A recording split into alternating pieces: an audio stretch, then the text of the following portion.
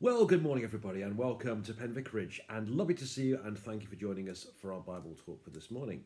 Hope you are well and cheerful, and good to see you today. And by the way, don't forget to share these messages with your friends so other people can enjoy them too, just by pushing the share button at the bottom. Friends, today's psalm is Psalm 92. So without further ado, Psalm 92 it is. It is good to give thanks to the Lord, to sing praises to your name, O Most High, to declare your steadfast love in the morning and your faithfulness by night, to the music of the lute and the harp, to the melody of the lyre. For you, O Lord, have made me glad by your work. At the works of your hands I sing for joy. How great are your works, O Lord! Your thoughts are very deep.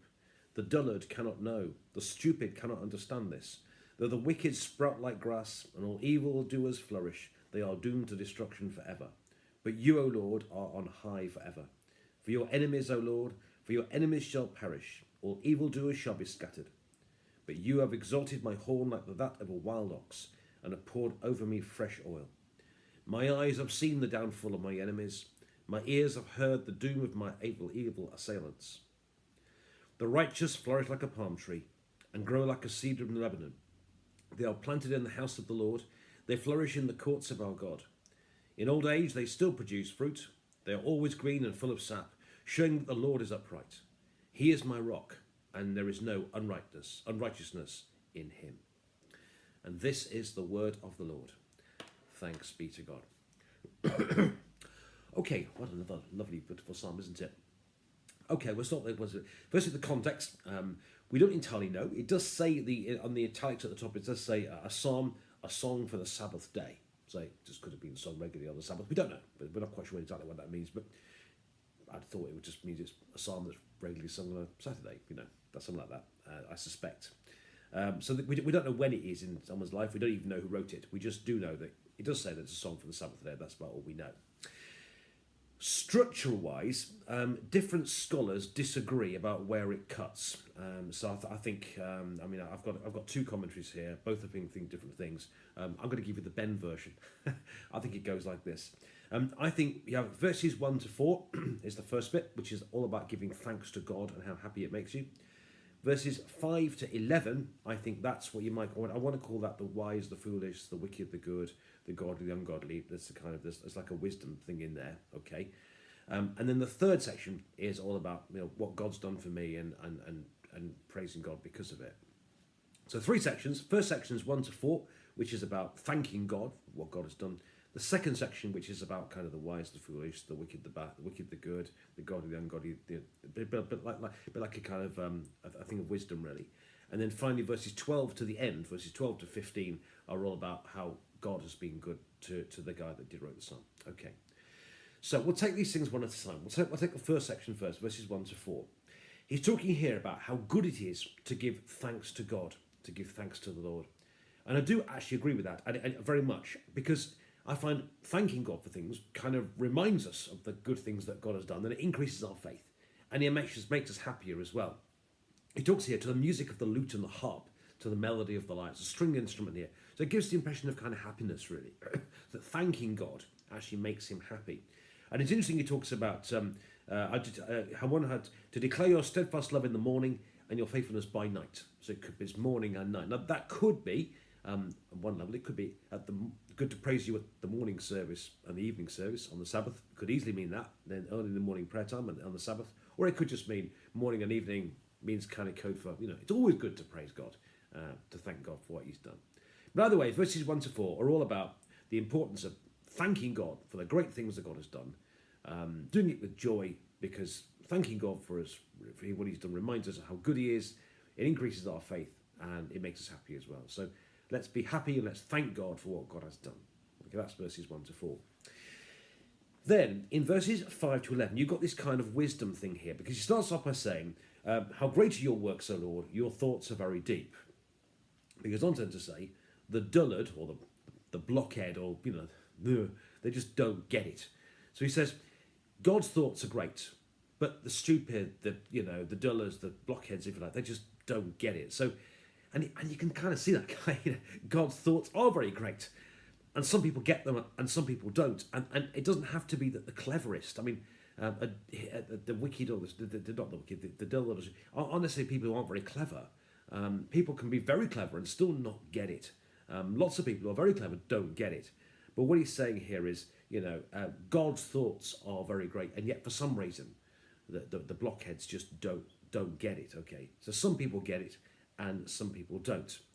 And because God's thoughts are great, okay, there are people who he calls the wicked who choose to do it their own way, and he says that they flourish, so they look good. It's like Psalm 73 reminds us of how annoying it can be sometimes when the wicked do seem to flourish and on the face of it, things can be going very well for them. But he goes on to say, "But you, O Lord, but they are doomed to destruction forever, and yet you, O Lord, are on high forever." So he talks about the stupid don't get it, that God's thoughts are great. Wicked people can appear to flourish, but in the end, it's doomed to destruction.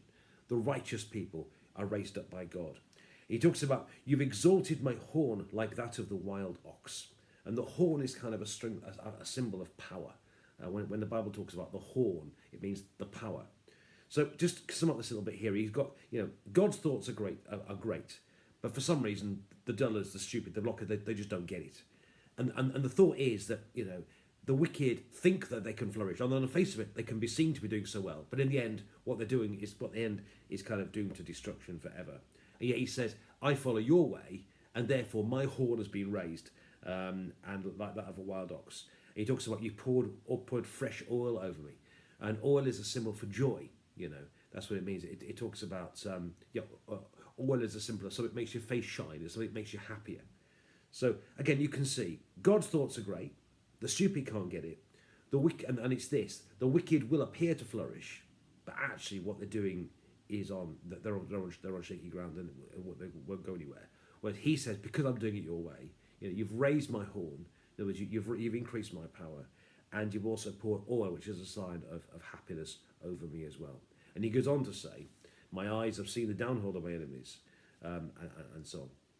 So you can see in the beginning of the first section of the psalm was all about praise, thanking God, and why it is good to thank God.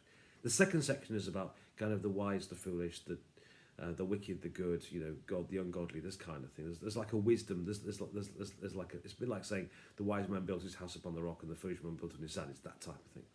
And then finally, in the last 4 verses, you've got what God has done for him.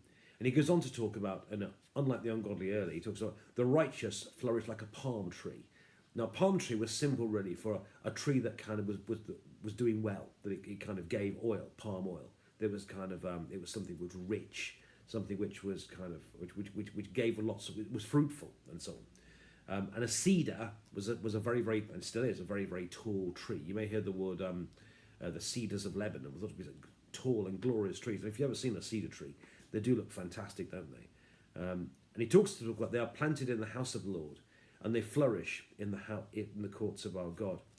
It's interesting here that there's a symbol of sanctuary here. There's like something flourish within this little house.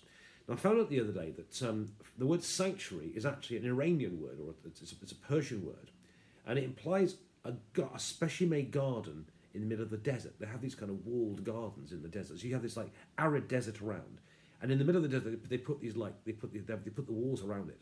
And they make this, they water it and make it really, really flourish. So you get this like green grass and flourishing in the middle of the desert.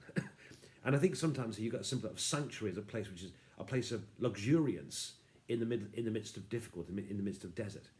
And I think there's an implication here that the righteous are planted in the house of the Lord. They flourish in the courts of our God. That how difficult it may be out there, but in God people can flourish. It's like, and it's as sharp as having these flourishing gardens walled around with this desert around. And in a sense, that's where we can get refuge in God. That life may be difficult from time to time. It can be difficult a lot of the time, some of the times. But actually, by taking refuge in God, it's a bit like taking sanctuary in a green garden in the middle of the desert. And all this demonstrates that God's upright, and the writer says, He's my rock, and in Him there's no unrighteousness at all. And one final thing to finish with, he goes on to talk about those who are planted in the house of God. He says, in old age, they still produce fruit. They're always green and full of sap. So it's never too old, dare I say, Thank God for that. There's hope for all of us, isn't there? You know, you never, and even in old age, you can still bear fruit for God. So, three sections in the psalm, in my opinion. The scholars disagree, but I think this well. Verses 1 to 4 is about the importance of thanking God and why it increases our faith and makes us happy. Then verses 5 to 11, it's all about the God's thoughts, the foolish, the wicked, the good, the godly, ungodly, and there's like a wisdom psalm there, a bit like the story of the wise and the foolish builders. And then finally in verses 12 to 15, you've got why it's good, what happens to the righteous, that they flourish like a palm tree, and they can even carry on flourishing right into old age, showing that the Lord is upright, he is my rock, and there's no unrighteousness in him. My friends, God bless you. Have a lovely day, and thank you for being with us there. And don't forget to share the messages to your friends, and they can join them as well. And God